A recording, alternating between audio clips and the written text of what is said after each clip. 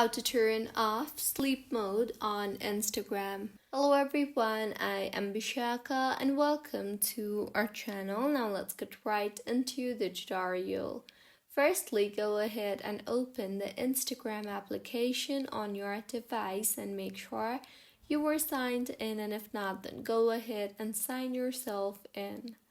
Now, tap on your profile icon from the bottom right of your screen and further tap on the three lines on the top right of your screen.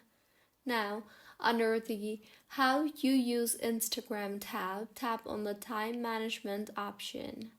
Now, in the interface that you will be led to, further, go ahead and tap on the Sleep Mode option and then toggle off the Sleep Mode toggle button, and with this, sleep mode will be disabled. You will now receive notifications from Instagram anytime and every time.